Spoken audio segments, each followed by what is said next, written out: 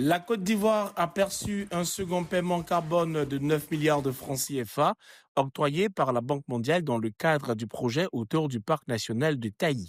Pour renforcer l'industrialisation locale, le ministère du Commerce et de l'Industrie a remis des équipements à des unités de petite transformation agroalimentaire lors d'une cérémonie organisée par le Fremen. Et puis le sous-préfet de Pakwabo a lancé une campagne de sensibilisation à l'agri-cro contre l'orpaillage illégal avec l'appui des ONG CAS et Impact. 15 points focaux ont été installés pour soutenir les actions de terrain. Voici pour le sommaire de ce près de chez nous. Bienvenue à toutes et à tous.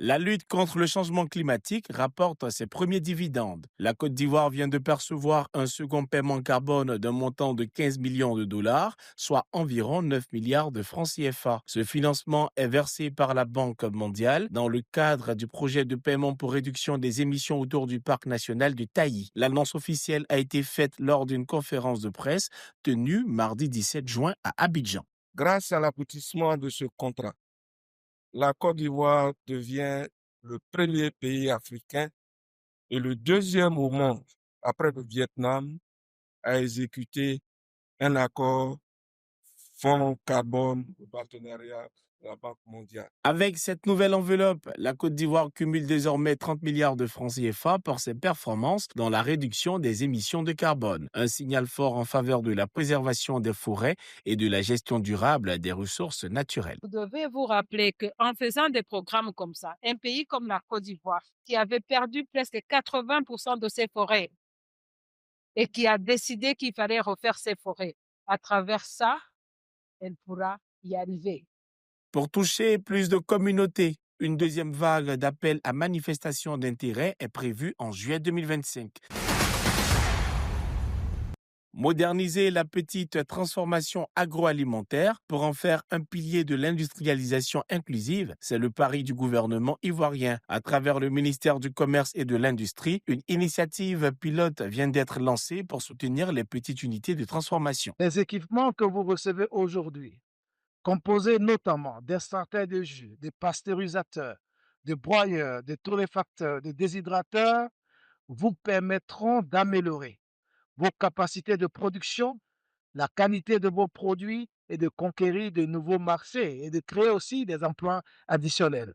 La cérémonie de remise d'équipements organisée par le Fremen marque le coup d'envoi de ce programme ambitieux. Pour les bénéficiaires, c'est une avancée significative.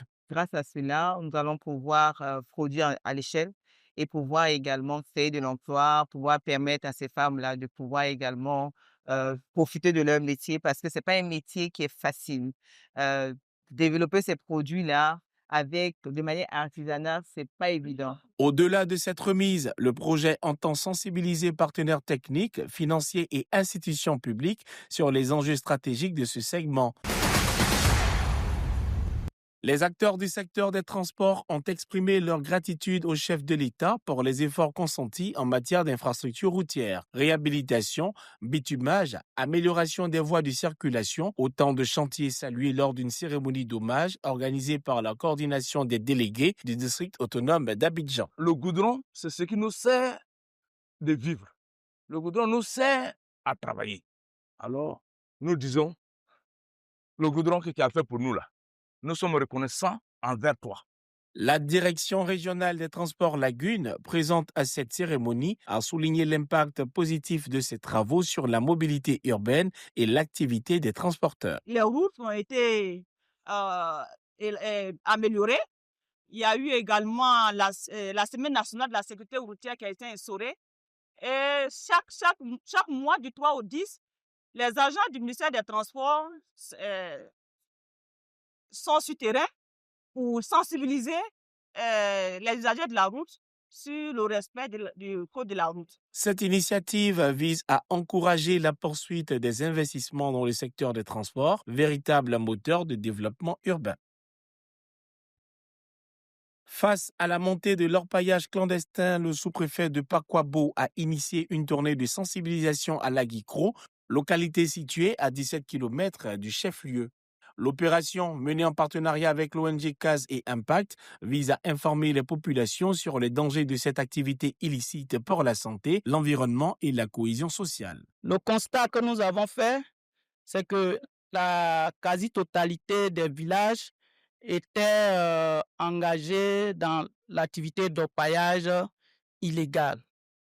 Et nous avons pris notre bâton de pèlerin pour faire une sensibilisation de proximité à travers des réunions, à travers des visites dans des ménages, à travers des tournées dans les villages et hameaux pour faire comprendre aux populations les dangers liés à l'exercice de cette activité. Lors de la rencontre, une visite guidée sur un site d'orpaillage artisanal a permis aux participants de constater les réalités du terrain. Un artisan minier a, à cette occasion, expliqué les étapes nécessaires pour accéder à un permis d'exploitation en toute légalité.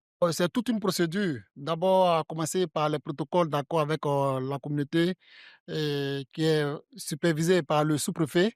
Après, c'est toute une chaîne. D'abord, on fait la demande. Après la demande, vous avez la procédure, les protocoles, les différents avis des ministères techniques.